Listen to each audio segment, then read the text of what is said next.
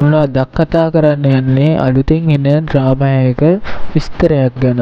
මෙම කතාව නිර්මාණය වෙලා තියෙන්නේ වෙබ්ටූටන් එකක් මත පදනම් කරගෙන බව තමයි සඳහන් වෙන්නේ. කතාවේ අසාර්ථක වන චිත්‍ර ශිල්පියා තව ආතතීන් වලින් පසුතැවුණු ජනමාධ්‍යයට දිග්කාලයක් පෙනී සිටි නොමැතිවීම සිටි සුන්දර ගැහැණිය යන දෙදෙනා තමයි ප්‍රධාන චරිත විදිහට රඟපාන්නේ. මෙම කතා මාලාව තුළ කලාව, රහස, මායාකාරීත්වය යන තේමාවන් බහුලව තියෙනවලු.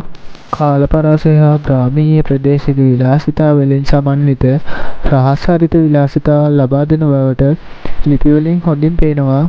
මෙම කතා මාලාව 2026 වසරේදී නිකුත් වීමට නියමිත බව සංඥා ලැබී තියෙනවලු. තවමත් නිල වශයෙන් නැවත නිකුත් වීමේ දිනය හෝ පළමු එපිසෝඩ් එක ප්‍රකාශනය හා නිශ්චිතව නිකුත් වෙලා නැහැ කියලා තමයි සඳහන් වෙලා තියෙන්නේ.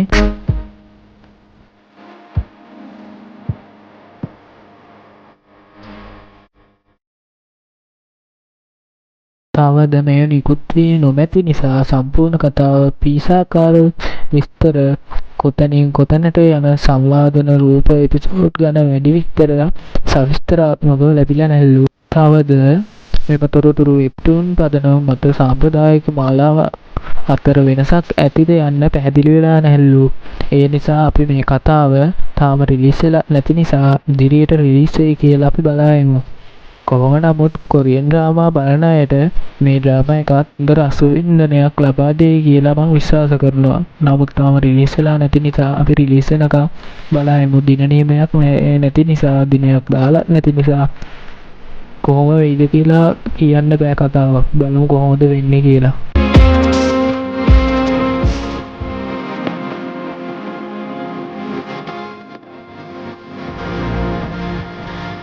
එහෙනම් මේ වගේ ඩ්‍රාමා එක වීඩියෝ එකකින් නැවත හමු වෙමු.